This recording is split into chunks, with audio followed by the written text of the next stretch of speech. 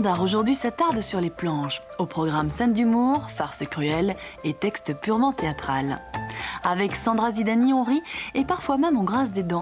Dans son One Woman Show et ta sœur, cette humoriste joue plusieurs personnages incongrus, de quoi découvrir le sien sans artifice. Jean-Michel de Hope et la compagnie Point Zéro ressuscitent une pièce de Fassbinder qui décortique crûment mais subtilement les arcanes du pouvoir, le village en flammes. Gaëtan D'Agostino, Calo Valenti et Baptiste Isaïa n'ont pas leur langue en poche. Leur texte, on aurait pu finir dans une chemise d'ange, décrit une génération où tout va mal, la leur. Qui est Sandra Zidani, une bruxelloise née d'un père algérien et d'une mère flamande. Deux origines, deux caractères, deux façons de s'exprimer. Humaniste dans ses peintures et humoriste sur scène. Et pour se mettre dans la peau de ses personnages, les créer, elle les rencontre tous les jours dans les transports en commun. J'ai hurlé là-dedans! Hurlé là-dedans!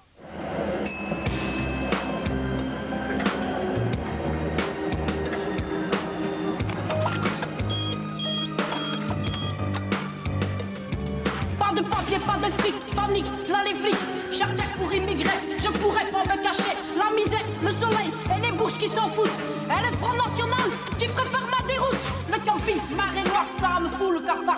Sur la place, je m'égare, je traîne les pieds puis je nage dans les reflets dorés de cette mer glacée. J'écris revoir les vieux qui me disaient: prends tes Nike et tire-toi très loin de la cité. Le parc au bon t'attend pour aller à Tanger. À Tanger, c'est bien mieux, l'avenir est devant. À Tanger, c'est bien mieux, l'avenir est devant. À ta sœur, à ta mère, à ta sœur, à ta mère.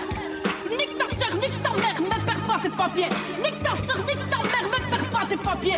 À ta sœur, à ta mère, à ta sœur, à ta mère. Et yo, qu'est-ce qu'il y a? Quoi, moi je viens pas moi. Écoute. Ah mais ça va. Qu'est-ce qu'il y a? C'est pas assez fort. Ah c'est la fin de ce tram, quoi. Allez, qu'est-ce que c'est ce tram ici? Moi je n'ai que le tram ici, tu vas voir. Comment qu'il me fait lui, aïe. Les trams et les bus sont une source d'inspiration très importante et puis c'est formidable parce que c'est un lieu populaire très important et c'est un lieu de rencontre, le tram, c'est sa vie. Je pense que c'est beaucoup plus dans les trams, dans les bus qu'on voit exactement les pensées des gens, qu'on voit comment les gens se comportent. C'est intéressant d'avoir les réactions des gens suite à certaines nouvelles d'informations, des choses comme ça, quoi. Les gens sont souvent très courts hein, dans leurs analyses. C'est souvent, ils expriment souvent ça sous forme de ras-le-bol. Bon, par exemple, mon personnage, Wemedit, c'est un personnage qui vient vraiment des trams et les bus. C'est la dame qui finit par être xénophobe et qui est raciste surtout, quoi. Bon, ça s'exprime souvent si, je sais pas, il y a un problème, par exemple, par rapport à quelqu'un qui est étranger. Il y a peut-être quelqu'un qui va dire ouais, en plus, je parie qu'il n'a même pas payé. Ça, c'est le genre de phrase qu'on entend régulièrement. Ouais, Médite! Non, je suis pas raciste, ça tu dois pas dire. Moi, j'ai rien contre les Arabes, hein. Allez, c'est pas leur faute, hein, s'ils sont Arabes. Mais t'as déjà vu comment c'est qu'ils s'habillent, ces gens? En peignoir. En peignoir du matin jusqu'au soir. Des gens qui sont tous au chômage. Ouais, Médite. Ouais, Médite. Non, je suis pas raciste. Ça, tu dois pas dire. D'ailleurs, moi, je vais te dire, quand tu tiens un camping, t'as pas le droit d'être raciste. T'as pas le droit. Dans le sketch, je suis pas raciste, mais donc la directrice Janine Dufoin, qui est vraiment une directrice de camping complètement fachotte, j'aime pas du tout quand des gens se fâchent et disent oui, ce sketch est raciste. Alors parfois certains amis disent oui, mais elle est d'origine algérienne. Alors les gens disent ah oui, ah bon. Moi je trouve que ça autorise pas tout, quoi. C'est un spectacle d'humour dans lequel je défends des idées.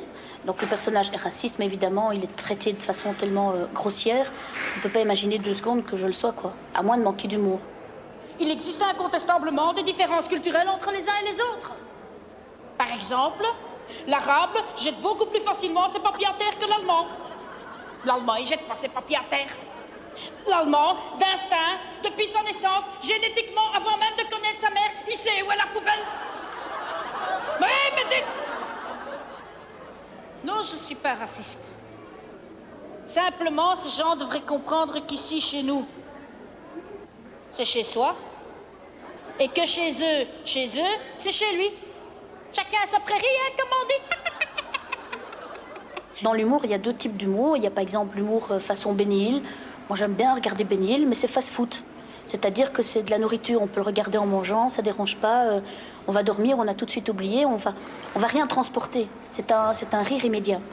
Et puis à côté de ça, il y a de l'humour, je pense par exemple à Raymond DeVos ou à des gens comme Bedos ou Coluche, qui est quelqu'un que j'aime particulièrement.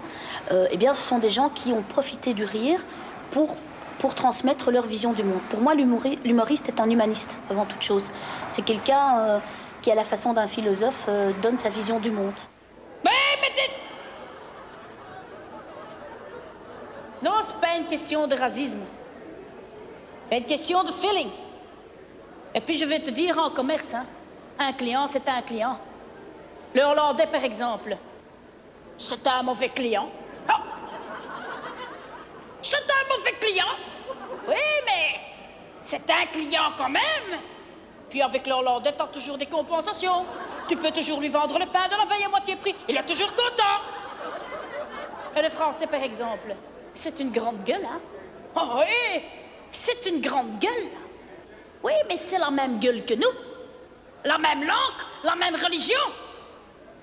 La plupart des gens ne vont jamais vous dire je suis raciste, je suis facho.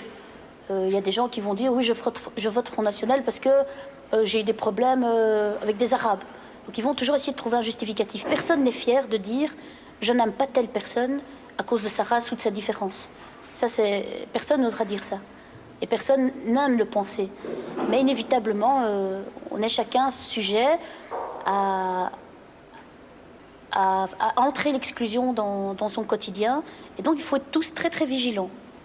Il faut un entraînement, je dirais, quotidien pour ne pas exclure automatiquement ce qui est différent de nous. Et avec l'allemand, justement, moi, j'ai un bon feeling. Le seul truc avec l'allemand, c'est que si tu es sur son passage, il t'écrase.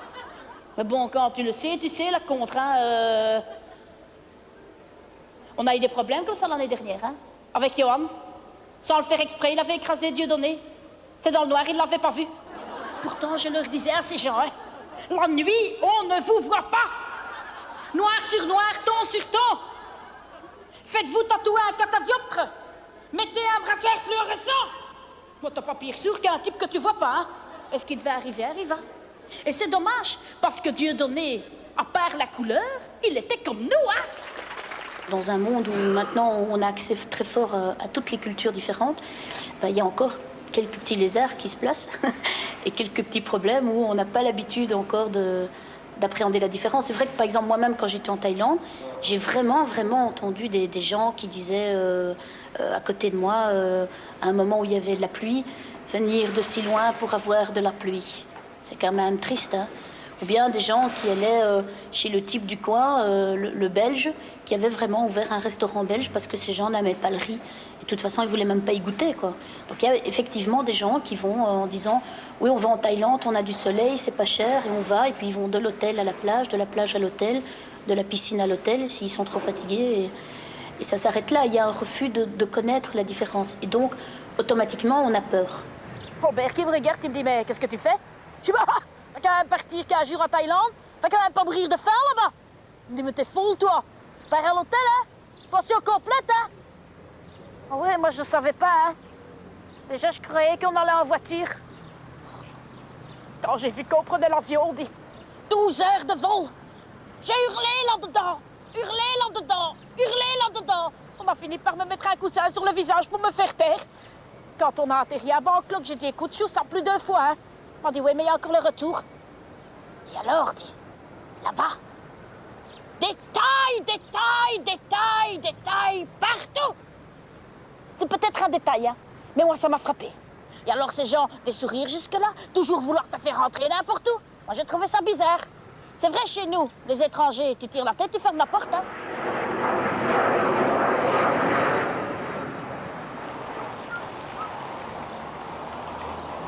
Quel rapport entre ceci, cet art pictural, et les sketchs comiques? On me pose souvent cette question et je dirais pour moi, il n'y a pas de différence, si ce n'est que l'émotion est différente. En fait, je suis quelqu'un de terriblement contradictoire et toujours habité vraiment par une contradiction profonde. Et quand je fais un sketch, ce qui m'intéresse, c'est l'être humain. Mais quand je le fais sur scène, ça s'exprime tout à fait naturellement par le comique. Et en peinture, le ton va être automatiquement beaucoup plus tragique. Je suis en train de peindre un tableau qui va bientôt être exposé dans une nouvelle expo qui aura comme thème la reconnaissance. Alors, le titre, c'est Reconnaissance attente. Ce sont des réfugiés qui, en fait, sont à la recherche d'une terre d'asile. Et ces gens qui viennent déjà d'un autre pays emmènent déjà toute une culture et toute une série de couleurs que j'avais envie de traduire à travers des toiles. C'est un petit peu ce que j'avais envie d'exprimer au travers de cet enfant. C'est le désarroi face à la vie qui avance. Et c'est déjà un petit regard d'adulte qu'il y a dans un enfant, quoi. Il y a des enfants qui ont comme ça un regard qui n'est pas celui d'un enfant, qui est un regard déjà de grande personne qui a déjà vécu longtemps. Cet enfant-là, pour moi, c'est un enfant qui lui-même ne sait pas s'il est triste ou désemparé. Il est face à un questionnement personnel, il ne sait pas. Il est comme en attente de son destin, et en même temps, il a déjà tout son destin en lui-même. Pour moi, c'est une toile qui représente les drames et les violences qui se passent actuellement en Algérie. Je suis d'origine kabyle, par mon père, et malheureusement, je n'ai jamais eu l'occasion de visiter l'Algérie. Mon identité, c'est une maman belge et un papa algérien qui m'a malheureusement pas suffisamment parlé de son pays. Qui n'est plus là aujourd'hui pour me le raconter. Peut-être que j'ai plus maintenant des questions à lui poser, maintenant qu'il n'est plus là, que quand il était là. Rien que le fait de me dire que mes grands-parents paternels, que j'ai une grand-mère en djellaba et un grand-père pareil, que mon père était berger, qu'il avait des moutons et qu'il a vécu dans des montagnes, ça me donne vraiment envie d'y aller, quoi. Parfois le goût du miel, quoi, qui m'appelle un petit peu. Et des parfums, des terres. C'est la quête aussi de l'absolu, de choses qui sont en moi-même, puisque ma mère est plus néerlandophone, donc il y a vraiment une contradiction profonde au fond de moi-même, un côté à la fois rigide et aussi un côté sauvage.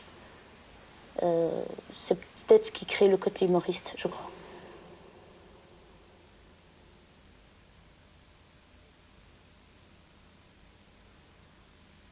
Sandra Zidani présentera son spectacle Et ta sœur le 31 mars au Centre culturel de Nassogne.